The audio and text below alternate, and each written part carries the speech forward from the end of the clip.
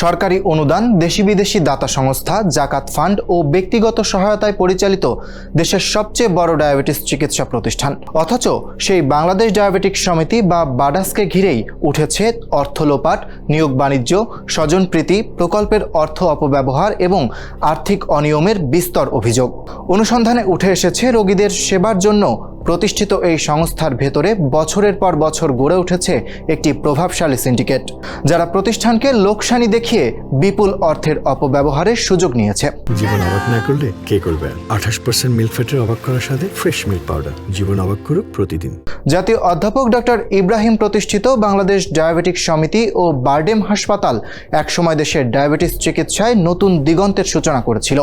জনস্বাস্থ্য বিশেষজ্ঞ ডক্টর লেলিন চৌধুরীর মতে, যে প্রতিষ্ঠান মানবিক মূল্যবোধ ও রোগীর সেবায় আদর্শ নিয়ে যাত্রা শুরু করেছিল, সেখানে এখন অনিয়ম, দুর্নীতিই সবচেয়ে বড় আলোচনার বিষয়।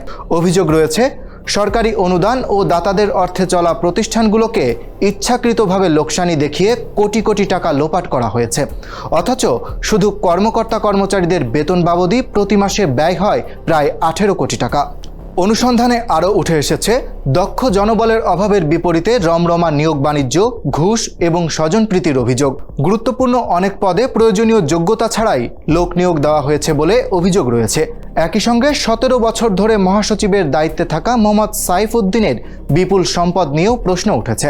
যদিও তিনি দাবি করেছেন, সরকারি চাকরি ও আন্তর্জাতিক প্রতিষ্ঠানে দায়িত্ব পালনের সময় বৈধ আয়ে এসব সম্পদ অর্জন করেছেন এবং বাডাসে স্বেচ্ছাসেবী হিসেবে দায়িত্ব পালন করছেন। এদিকে রোগী সেবার মান নিয়েও রয়েছে প্রশ্ন। এক রোগীর স্বজনের অভিযোগ, অস্ত্রোপচারের পর অপ্রয়োজনীয়ভাবে 15 দিন হাসপাতালে রেখে চিকিৎসা ব্যয় প্রায় 3 লাখ টাকায় উন্নীত করা হয়েছে। একই সময়ে 2024-25 অর্থ বছরের জুন মাসে রি-এজেন্ট ও ভোগ্যপণ্যের খাতে এক মাসেই 16 কোটি 56 লাখ টাকা ব্যয় দেখানো হয়, যা আগের 11 মাসের গড় ব্যয়ের 3 গুণেরও বেশি। এ ব্যয়ের ব্যাখ্যা চেয়ে চিঠি দেওয়ার পরও 17 কর্মদিবসে কোনো জবাব দেয়নি বারডেম কর্তৃপক্ষ। পরে তদন্ত কমিটিও সন্তোষজনক ব্যাখ্যা পায়নি। তবে মহাসচিবের দাবি, তদন্তে দায়ী ব্যক্তিদের বিরুদ্ধে ব্যবস্থা নেওয়া হচ্ছে। 2025-26 অর্থ বছরে স্বাস্থ্য মন্ত্রণালয় থেকে বাডাস 28 কোটি টাকা অনুদান পেয়েছে, কিন্তু অভিযোগ রয়েছে মনগড়া অডিটের মাধ্যমে অনুদান অর্থ আত্মসাৎ, বিজ্ঞপ্তি ছাড়াই নিয়োগ, আত্মীয় স্বজনকে গুরুত্বপূর্ণ পদে বসানো, এক প্রকল্পের অর্থ অন্য প্রকল্পে স্থানান্তর, দাতা সংস্থার অর্থ ফেরত এড়াতে অস্বাভাবিক বেতন বৃদ্ধি, এমনকি ব্যক্তিগত বিদেশ সফর ও ফ্ল্যাট কেনার জন্যও প্রকল্পের তহবিল ব্যবহার করা হয়েছে।